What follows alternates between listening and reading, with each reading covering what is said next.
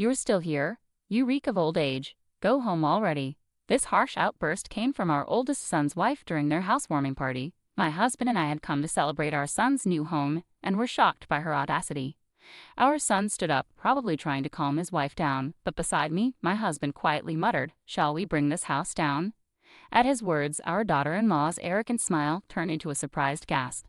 Little did she know at the time that it wasn't just the house that was at stake, but her entire life as well.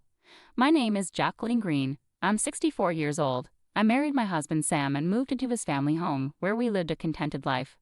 We were blessed with 2 sons, Robert and Ted, both of whom have grown up, have families of their own, and are doing well. As for Sam and me, all we want is to live out our remaining years in peace and happiness. However, there's one little thing that bothers us. It's our oldest son's wife, Alice. From the moment I first met her, I didn't have a good impression. Alice was 24 when she first came over to introduce herself before marrying our son. Although she greeted us at the door with a hello, there was no smile on her face. "Let me see, you're Alice, right?" Since she hadn't introduced herself, I asked my son just to be sure. At my question, Alice scowled. "What, does Robert have other women?" Both Robert and I were taken aback. "What are you talking about?" "Of course not," Robert hastily reassured her. "Well then, why did you need to confirm my name?" Alice started to argue right there on the doorstep. "I'm sorry, I shouldn't have said that." I nervously tried to calm the situation. Even though she was young, I couldn't help but think she lacked common sense, but hoped that time in marriage would improve things. That's what I thought at the time. Both families met, and everything proceeded smoothly. Alice's parents seemed like very nice people. They run a small electrical shop together, and they gave off a good vibe. I thought positively that Alice's initial behavior was perhaps due to her love for Robert. After their wedding, the couple moved to an apartment nearby. A few years later, our younger son Ted also decided to get married. It was a bit of a shotgun wedding. Ted was still in college, and his bride-to-be, Megan, was 20 and working from home after finishing high school. Honestly, we were worried. We had no idea what kind of girl was going to come into our lives, but when we first met Megan, she came with a gift and introduced herself politely at the door. I was surprised. Although we had thought that Alice's behavior was due to her youth, Megan, who was even younger, was very polite and respectful. There were some concerns about how their relationship began, but Megan seemed like a wonderful and kind girl. In the time leading up to their wedding, Megan visited us many times. She always offered to help out around the house. Of course, we couldn't let her do that, but we were incredibly touched by her thoughtfulness. The second son's wife's family owned a small construction company. Ted, who was still in college, decided to drop out and start working there. Then a beautiful baby girl was born to the couple. When the baby turned 6 months old, they decided to hold a belated wedding ceremony. Of course, the eldest son and his wife attended the ceremony. However, Alice looked sullen the whole time. Despite being a part of the family, she was constantly on her phone, never leaving her seat. Both my husband and I wanted to talk to her, but we could tell she gave off a vibe that said, "Don't talk to me." The wedding ceremony went smoothly, but the problem arose after that. Since they had a small baby, they decided not to have an after-party, so we suggested, why not have a small after-party at our house? Ted and Megan were thrilled. We prepared snacks and appetizers, and Robert and Alice joined us at our house. However, a commotion ensued. That was a lovely wedding. "Megan looked beautiful," said the eldest son. Of course, those kind words made the atmosphere pleasant, but it was the eldest son's wife who completely shattered the calm. "What are you saying? Who are you calling beautiful? Are you cheating on me?" she angrily confronted her husband. Everyone was stunned by her overreaction, but I quickly snapped out of it and tried to calm her down. "Alice, calm down. Robert didn't mean it that way." But it seemed like that was a mistake. Now I became the target of her anger. Alice glared at me and shouted, "How did you raise him to be such a cheater? Isn't it your fault for raising him this way?" Then she lunged at me. "Alice, calm down. Alice, please stop. Enough is enough." The children and my husband stepped in to restrain Alice. I immediately told Megan to take the baby somewhere safe and asked her to leave the room. Looking at Alice, who was panting heavily from her outburst, I was sure she must dislike all of us. No, everyone involved with Robert. She sees only Robert. For better or worse, we decided it would be better for Robert's sake to distance ourselves from them, and so we have kept a minimal relationship with them up to now. After the incident, I told Robert, "Don't you think it might be better to divorce?" To which she replied, "I have thought about that too," but when I mentioned it, Alice apologized in tears. After receiving words of apology from her, both my husband and I decided to leave the matter to the two of them. Despite the ups and downs, our eldest son and his wife celebrated their 15th wedding anniversary. Since they didn't have children, we didn't have many opportunities to meet with our eldest son and his wife, but we figured it was better to go on without any confrontations causing issues. Both my husband and I thought the same. Then one day, our eldest son contacted us. He said that he had decided to start his own business, focusing on the development of a game he had been working on as a hobby. In other words, our eldest son was going to be the CEO. He said he didn't need a large office to develop his game, but he would hire a few employees and each of them would work from home. Because there would occasionally be a need for meetings, he told us he was planning to build a new house with a small meeting room and his own workspace.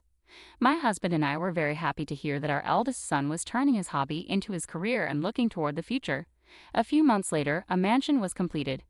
We were invited to the housewarming party along with our second son's family. It had been several years since we last met our eldest son's wife, but she had become a fine adult. I thought there wouldn't be any problems like before. Thinking that, we brought our congratulations and visited our eldest son's home.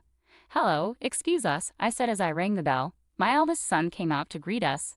He guided us inside the house, saying, "This is the conference room, this is the workspace, and this is the living area. It's properly locked." He led us to the living room while showing us around the house. "Oh, it's lovely," I said, looking around the room with my husband and the family of our second son following behind, all wearing smiles. A meal was prepared in the living room, but I didn't see my eldest son's wife. "Where is Alice?" I asked my eldest son, but he didn't want to talk about her. In the end, we started eating without her. My husband and second son each gave their housewarming gifts to our eldest son. "You didn't have to do all this," my eldest son said, grateful but accepting the gifts with thanks, acknowledging the celebration. The second son's family had one more child since then, and the older child was already in elementary school while the younger child was still 2 years old. Both of them were excited about the new house. That's when it happened. There was a noise upstairs, followed by the sound of footsteps and someone coming down the stairs. "What? Alice is here," I called out to my eldest son, but he didn't answer. Then, when she entered the living room, she frowned upon seeing us. "Alice, hello, it's been a while," I called out to her, but she was still looking sullen as usual. Then she said to us, "You're still here. You reek of old age. Go home already." Alice's harsh words froze the warm atmosphere in the room. "Hey, Alice, how can you say such a thing?" Robert chastised his wife, but it was clear Alice had no intention of taking his reprimand to heart. "Well, it's the truth, isn't it? Our brand new house is getting ruined because of them. I told you not to invite them over. And what are you, some big shot CEO now? Hanging around with some old codger who keeps working past retirement and people who are so average they had a shotgun wedding after dropping out of college. We live in completely different worlds." I was speechless, and so was my second son's family. Even my grade school grandchild was struck dumb in surprise. I had made various excuses attributing her behavior to her youth or excessive affection for my eldest son. But that was my mistake. Something essential to her humanity is missing. She lacks warmth and kindness towards others. It's not that she loves my eldest son the most. She loves herself above all else and values her status as the wife of a company president more than anything. I was furious. I couldn't stand silent anymore. As I was about to retort, my husband, who had been listening to the argument between my eldest son and his wife, let out a sigh. Usually calm and gentle, he said, "Maybe we should just tear this house down." At my husband's words, my eldest son, second son's family, and I involuntarily looked at him. Nobody could believe that such words had come out of his mouth. Only my eldest son's wife let out a surprised gasp. "What? Do you even understand what you're saying?" Alice asked. "Of course I do," my husband replied. "A house designed by me and built by Ted might be better off not existing."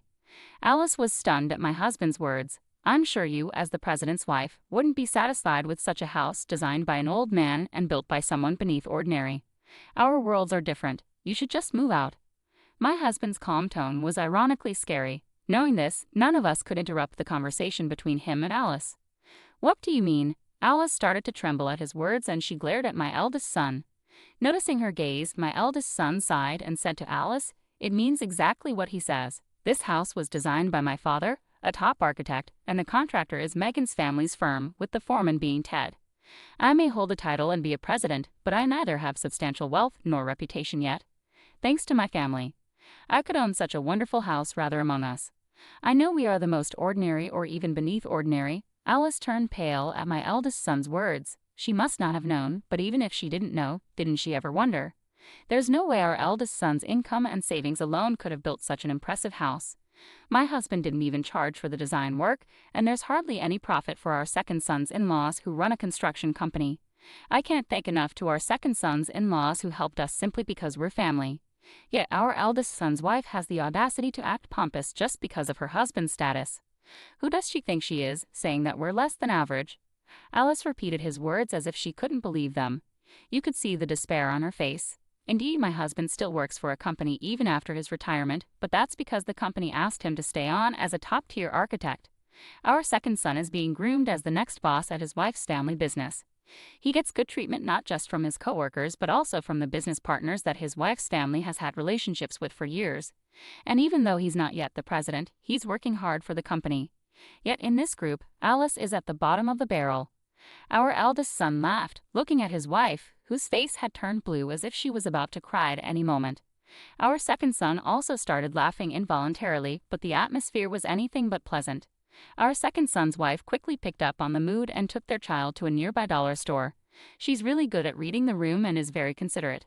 Apologize to Dad and Mom properly if you understand. Our eldest son stopped laughing and yelled at his wife. What? Am I really that bad? You're always on their side. It's only natural for a husband to side with his wife. Alice fought back. Sure, that's right, but it's also a husband's job to point out when his wife is wrong. You're wrong. If you have a complaint, quit being my wife right now, our eldest son replied, truly angry. Seeing her husband so angry, Alice quickly changed her attitude and conspicuously knelt down. I didn't know. You never told me, she said, acting like a tragic heroine. Then, as if intoxicated by her own performance, she turned to my husband and me and began to apologize. I'm really sorry for the rude things I've said. We watched her act with a blank expression, not feeling a shred of sympathy. Her overly dramatic apology didn't touch our hearts at all, and it was too late to apologize anyway. We had no intention of accepting her superficial apology, just like last time. Seeing his wife in this state, our eldest son asked, Dad, Mom, what do you think? Am I terrible? Am I doing something wrong? My husband looked at me, realizing that I had something to say. I couldn't forgive her for her previous remarks, no matter what. No, Robert, I think you're right. If a wife disrespects her family, it's a husband's duty to correct her. I will reflect and change my attitude. Alice continued her melodramatic act. No, Alice, this is not the first time you've been disrespectful to us, is it? Haven't you been told this every time by Robert? Robert must have pointed out your words every time, right? What about that? I asked. At my words, Alice bit her lip, turning pale. I don't meet someone who belittles my husband and son in the Green family. It would be better for both of us to cut ties, I said. Jacqueline, she cried out in a desperate voice. In our 15 years of marriage, it was the first time she called my name. We live in different worlds. I threw her words back at her. At those words, Alice collapsed on the spot and froze as if her spirit had left her body. She might be regretting her actions a little bit. Being told that we live in different worlds must have been a significant blow to Alice, even though they were her own words. Although I thought that, my second son said, Mom, you were really cool. It seemed to be quite a shocking remark for Alice. In the end, my eldest son Robert decided to divorce his wife Alice, who loved Robert so much. When Robert proposed, if you want to stay with me, Alice, you need to start working and contribute to the mortgage for this house we got at a reduced rate, Alice turned bright red with anger. At the time of their marriage, Robert had told her, I want my wife to be a homemaker.